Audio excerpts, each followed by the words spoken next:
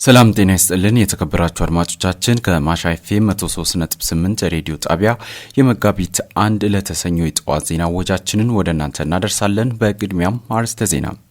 የማሻ ከተማ የንጹህ መጠጥ ውሃ ፕሮጀክት ግንባታ ላይ የሚስተዋሉ ችግሮችን ተቀርፈው ተገቢውን አገልግሎት መስጠት እንዲችል የሸካ ዞን ምክር ቤት ቋሚ ኮሚቴ አሳሰበ። የኢትዮጵያ ምግብና መድኃኒት ባለስልጣን በአገር ውስጥ የሚመረቱ የመድኃኒቶች ጥራትና ደህንነትን ለማረጋገጥ የሚያግዝ አዲስ መመሪያ አወጣ። መንግስት ከለውጡ ማግስት ጀምሮ ችግሮችን በሰላም ለመፍታት ያለውን ጽኑ አቋም በተግባር ማሳየቱን የሰላም ሚኒስትር መሐመድ እንድሪስ ገለጹ። የሚሉት ዋና ዋናዎቹ ናቸው።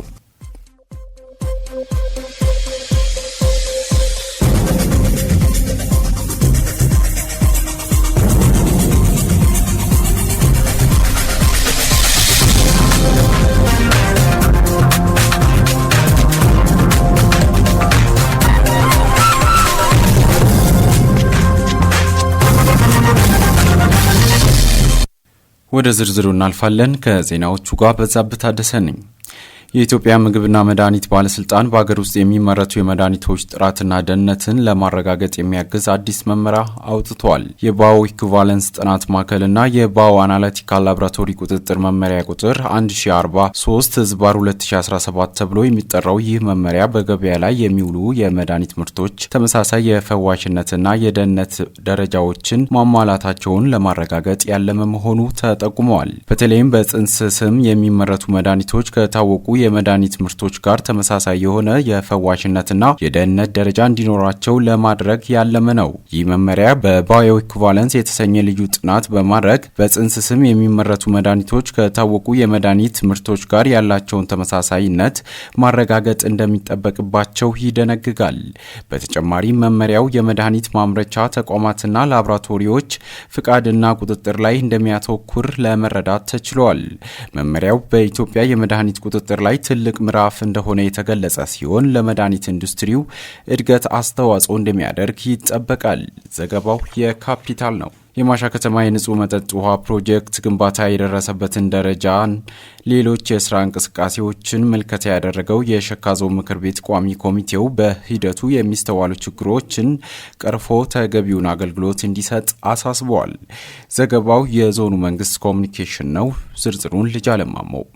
የተጀመረው የንጹህ ውሃ ፕሮጀክት የህዝቡን የንጹህ ውሃ መጠጥ ችግር በዘላቂነት ለመፍታትና ተጠቃሚነታቸው እንዲረጋገጥ በተያዘለት ጊዜ ገደብ ተጠናቆ ተገቢውን አገልግሎት እንዲሰጥ ተጠቁመዋል። በከተማው የተጀመረው የንጹህ ውሃ ፕሮጀክት ግንባታ እስኪጠናቀቅ ድረስ የነባሩ መስመር አገልግሎት መስጠት እንዲችል የተበላሸውን የመብራት ፓምፕ ማስጠገን እንደሚገባ ገልጸው የበጀት የጄኔሬተር ብልሽትና ሌሎች ችግሮች መፍትሄ ሊሰጠው እንደሚገባም ቋሚ ኮሚቴው አቅጣጫ አስቀምጧል። በማሻ ከተማ በዶሮ እርባታ ላይ የተደራጁ ወጣቶች ማህበር ምልከታ የተደረገ ሲሆን ወጣቶቹ በተፈጠረላቸው የሥራ ዕድል ከ500 በላይ የዶሮ ጫጩቶችን በማርባት ተጠቃሚ የሆኑ መምጣታቸውን ተናግረዋል። በተጨማሪ በአቅራቢያ ያለውን ትርፍ ቦታ የጓሮ አትክልት በመትከልና ሌሎች ስራዎችን በመስራት ለገበያ በማቅረብ ተጠቃሚ መሆናቸውን አክለው ገልጸዋል። ወጣቶቹ ከመንግስት የሚደረግላቸው ድጋፍና ክትትል የተሻለ ቢሆንም የቦታ ጥበት ችግር በመኖሩ እንዲመቻችላቸው ጠይቀዋል።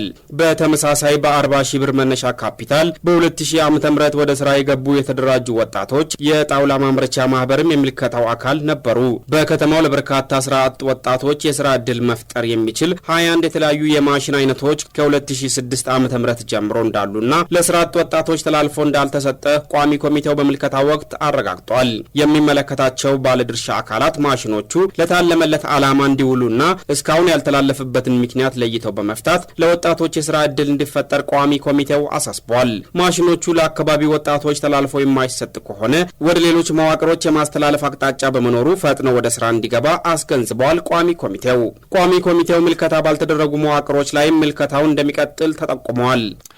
የሸካ ዞን ከተማ ልማትና ኮንስትራክሽን መምሪያ ዞን አቀፍ የኮሪደር ልማት የንቅናቄ መድረክ በቴፒ ከተማ ውይይት አካሂዷል። በውይይቱ ላይ በዞን ውስጥ የሚገኙ የማዘጋጃ ቤት ኃላፊዎች፣ የከተማ ልማትና ኮንስትራክሽን መምሪያ ኃላፊዎችና ሌሎች ባለድርሻ አካላት ተገኝተዋል። ዘገባው የቴፒ ከተማ ኮሚኒኬሽን ጉዳዮች ጽሕፈት ቤት ነው። ዝርዝሩን ትዕግስት በዛብህ።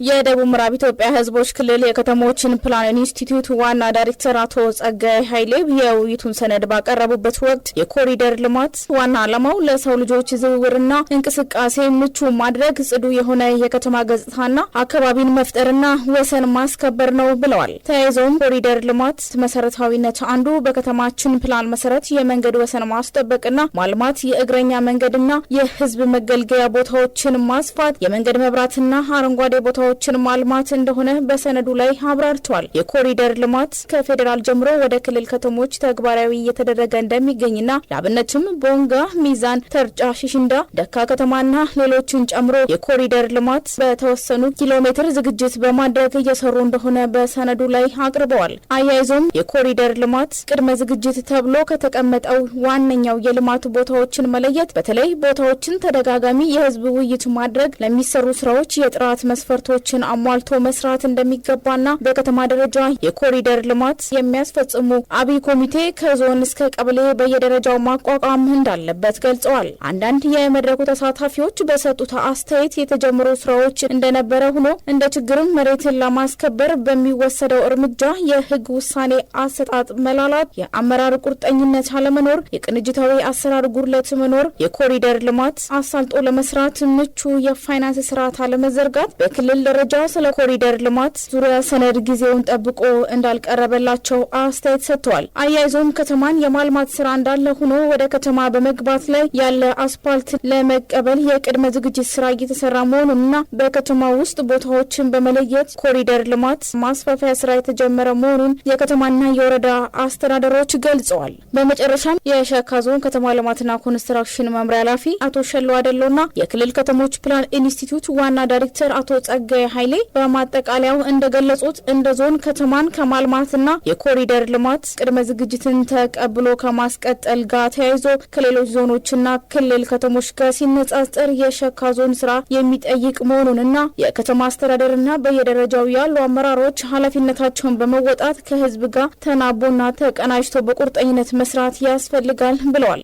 በደቡብ ምዕራብ ኢትዮጵያ ሕዝቦች ክልል በሚዛን አማን ከተማ በማህበረሰብ ተኮር ምክክር ውጤታማነት ዙሪያ በሰላም ሚኒስቴር አማካኝነት ለተከታታይ 2 ቀናት ሲሰጥ የቆየ የአሰልጣኞች ስልጠና ተጠናቋል። ዘገባው የሪፖርተራችን ሬሜላ ታይቶ ነው። ዝርዝሩን አማኑኤል ምትኩ።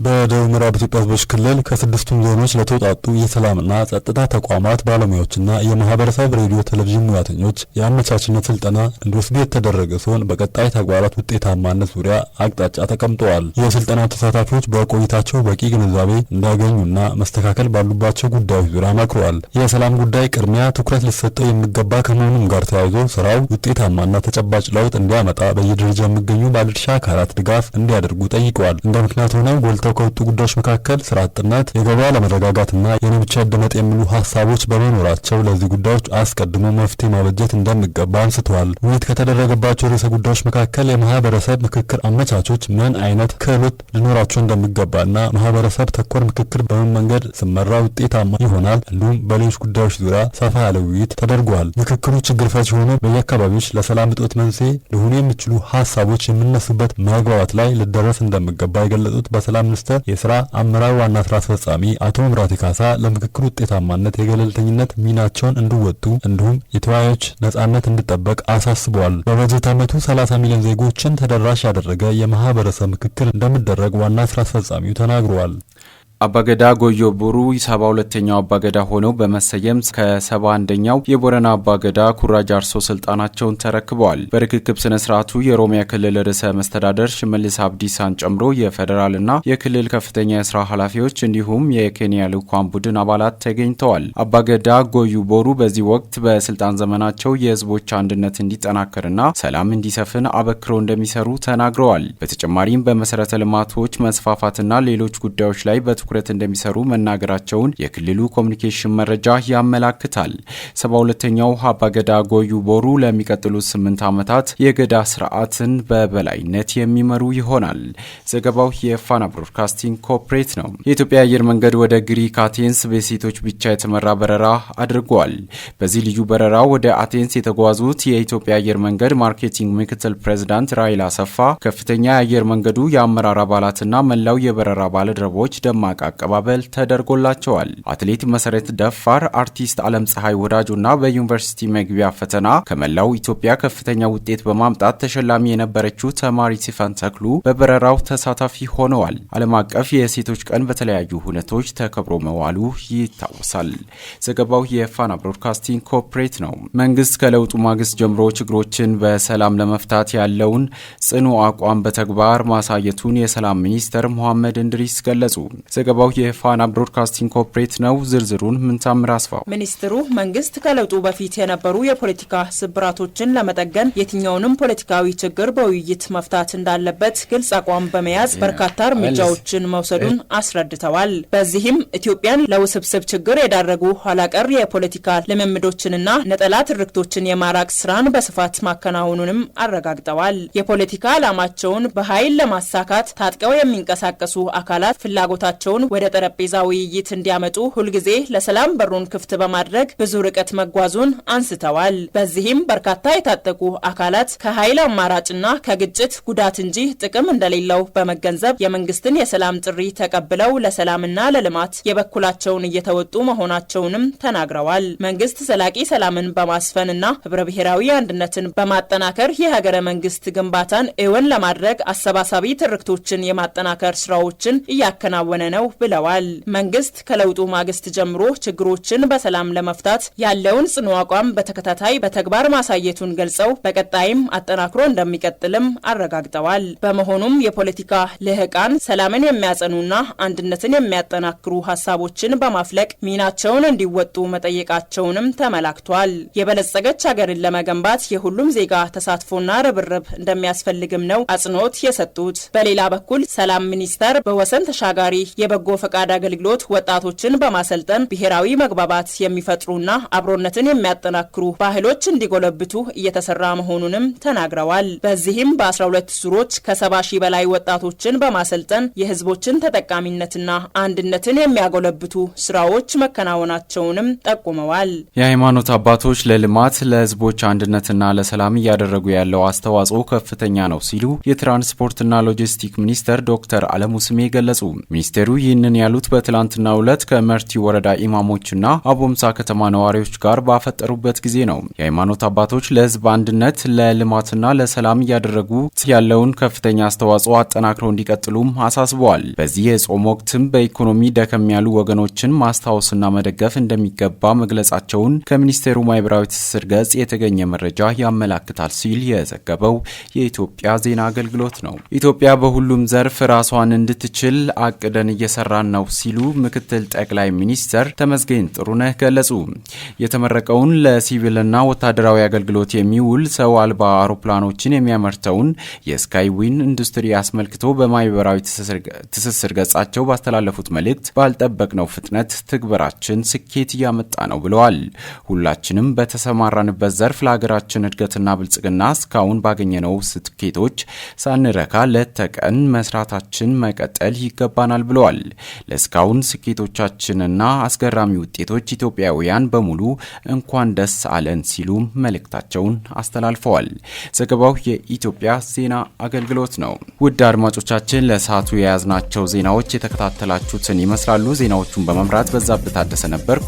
ከቀሪ የሬዲዮ ጣቢያችን መሰናዶዎች ጋር መልካም ቆይታን ተመኘን።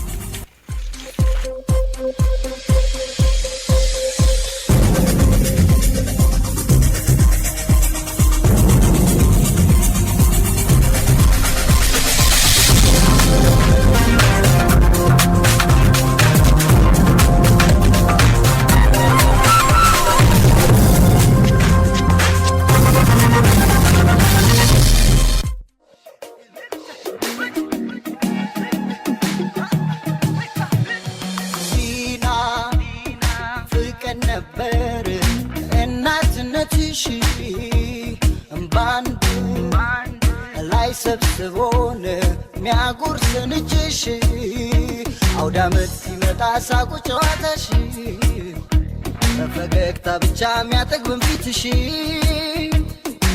አምላክ ይሰብስበን በዙሪያሽ እናቴ